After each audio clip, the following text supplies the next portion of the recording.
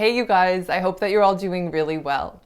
So today's video is gonna be slightly different than anything I've ever done before, and it's advanced listening practice.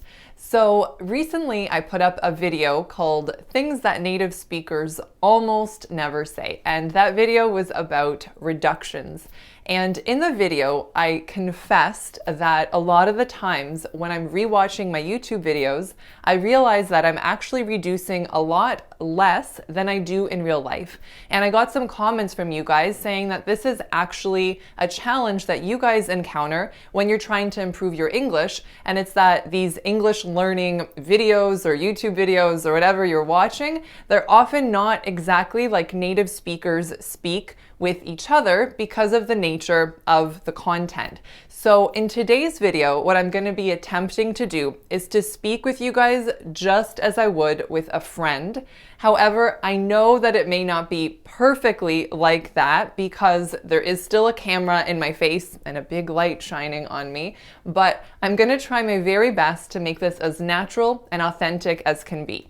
And I think there's no point in doing a listening exercise without first identifying what is the goal of a specific listening exercise. So for today, the goal of this listening exercise is to improve your usage of advanced vocabulary words and expressions. So how we're going to achieve this is that I'm going to put a little note on the bottom of the screen when I say a word that I think is worth remembering or worth noticing. So I do know that the majority of you guys, so greater than 90% of you guys, do not use any subtitles when watching my videos. And that tells me that you guys are in the very advanced group of English learners. And so I definitely don't think it's productive in this case to have the subtitles on because then it's a whole other can of worms.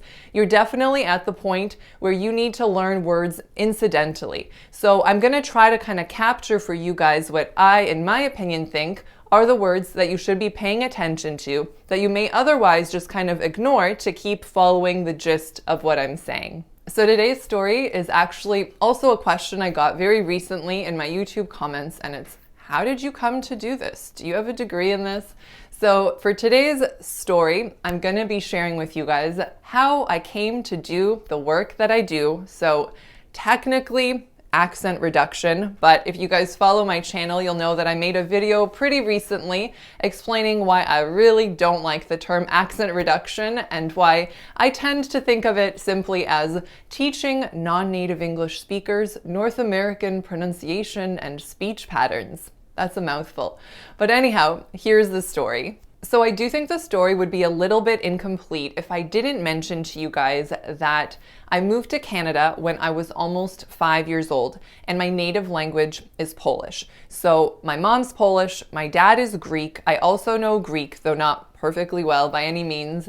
And so I was raised not even as a third culture kid. I was raised as kind of a quasi third culture kid in which Polish was spoken in the home, and then my summers were usually spent in Greece, and my schooling was in English and in French. So my brain was always receiving lots of varied input and lots of different accents and speech patterns. So it's not an exaggeration when I say that I've been aware of and interested in this topic from an incredibly young age. But it's not something I ever dreamed that I'd end up doing for work in the way that I am right now.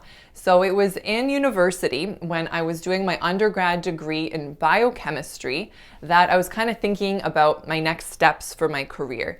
And most biochemistry majors are looking to become doctors or to go further into research, if I'm very much generalizing. And I really wasn't feeling the research. I wasn't into lab work, and even though I'm not an extrovert, I really did want to do something that had to do with interacting with people on a regular basis. So the other obvious option then was medical school. And even though I did enroll in one of those really expensive MCAT prep classes, I eventually accepted that it's probably not going to be for me either. I remember I was in this class, I don't know, there were maybe 20 or so people in the class. It was during the summer, and every single person in the class was so laser focused on what they wanted to do. This person wanted to be an oncologist, and this guy wanted to be a podiatrist, and they were asking me, what kind of doctor do you want to be?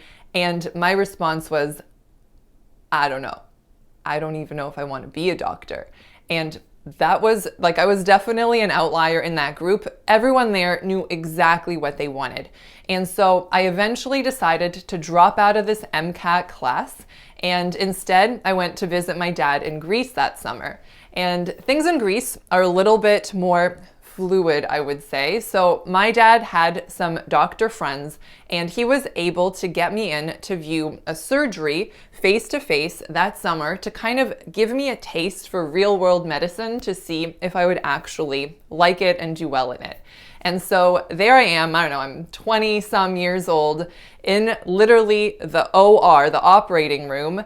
And as soon as I saw this lady they were operating on with everything coming out, I won't get too graphic with you guys, I fully blacked out. I immediately blacked out, and it took me quite a while to recover, and I thought, oh my gosh, like this is nothing I'm passionate about, but it's in fact not even just something I'm not very passionate about. This is torture. Watching surgery is torture. I could never perform surgery, I thought. So it was then and there that I kind of made the decision that I don't think I really want to be a doctor. And so then I was back at square one. I think I was probably at the end of my second year when I made this decision. And then I thought, well, what am I gonna do now in terms of my career? So luckily Greek fathers have other tricks up their sleeves. And so my dad's next idea was to have me sit down with a good friend of his who happens to be a monk. So the monk and I sat down, and he speaks fluent English, so that helped me because I don't think I could have had such a deep conversation in Greek. And he asked me lots of questions. He asked me, what do you love? What are you passionate about? What don't you love? What kind of work do you see yourself in? And pretty much it boiled down to the fact that I said that I loved languages and people, and I wanted a job in which I worked with people. And no exaggeration, like this, he said, oh, you should be a logotherapeutis, which directly translated was like a word therapist. And I got the gist of it, even though at that time I didn't even know the official title of a speech language pathologist.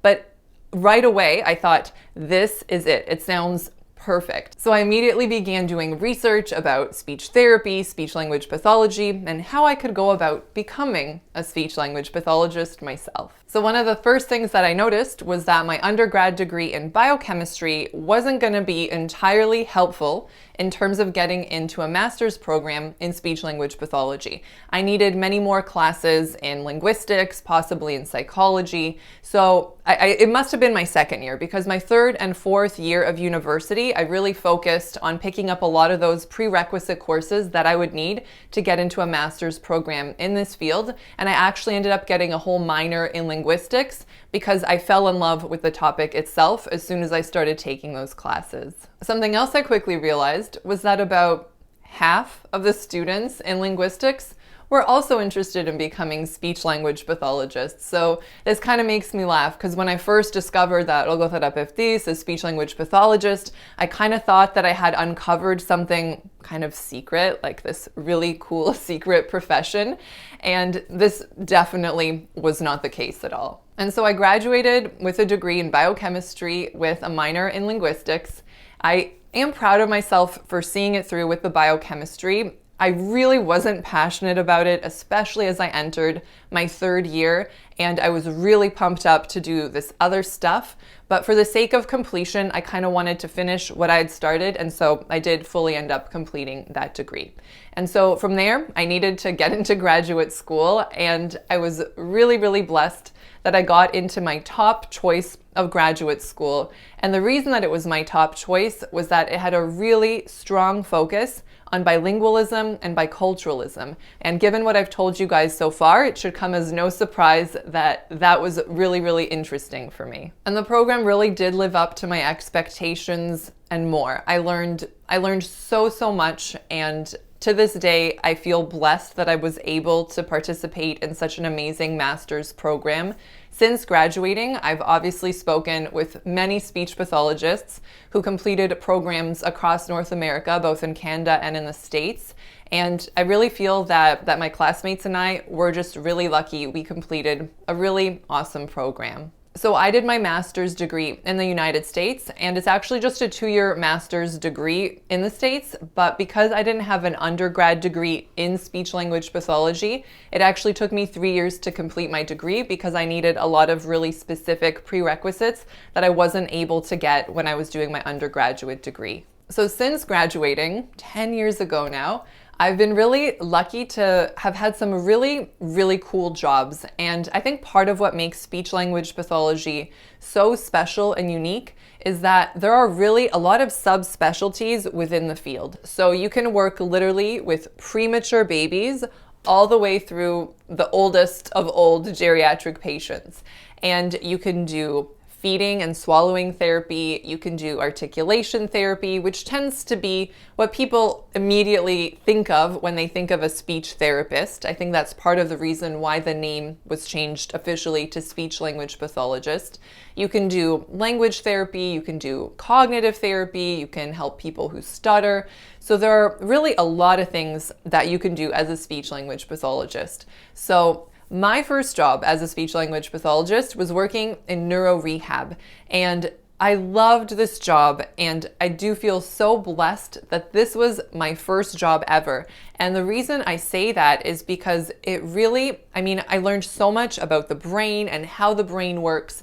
It really taught me how to conceptualize problems, how to be an outside-the-box thinker. It really just gave me so many transferable skills, very much so to the work that I do today. So I'm really, again, I just feel really lucky that things worked out this way for me. So while I worked in Neuro Rehab, I did do some speech and language therapy.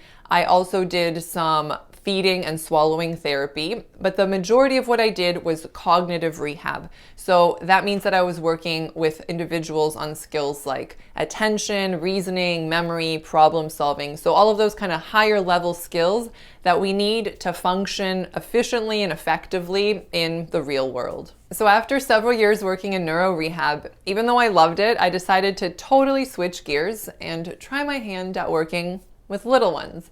So I simultaneously worked in a daycare and 2 elementary schools.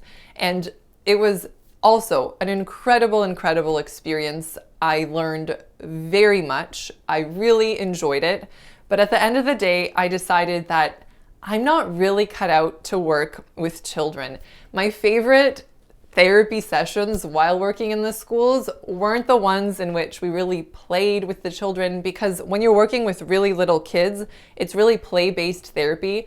I really discovered that wasn't a huge strength of mine. I really did better with the slightly older students, and it was kind of a serious adult conversation. It was like, hey Johnny, do you know why you're here? Yep, you're here for that reason. So let's do it. Let's work on that.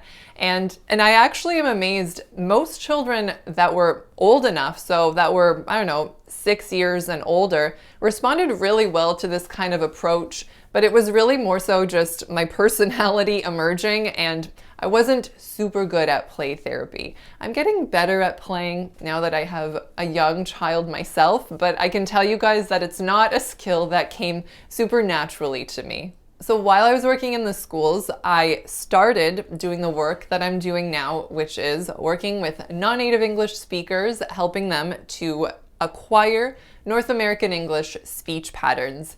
And gradually I phased out working in the schools, and this is what I do full time now for the last several years. This is all I've been doing, but this is actually my 7th year of doing this work. So it's pretty crazy. Time flies, but I love what I do. I'm truly so passionate about this field, even though I don't like what it's called. And I just feel really lucky to be able to do something that I'm so pumped about every single day.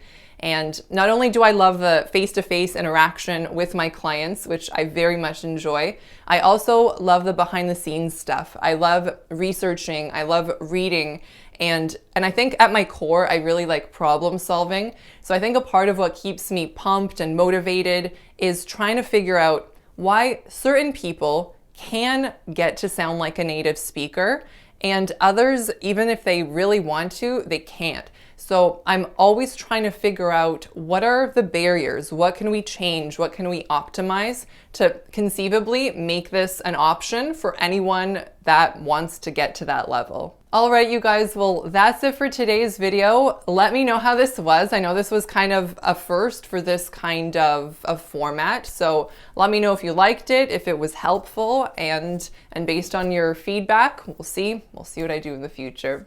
All right, you guys, take care, and I'll catch you in the next video. Bye.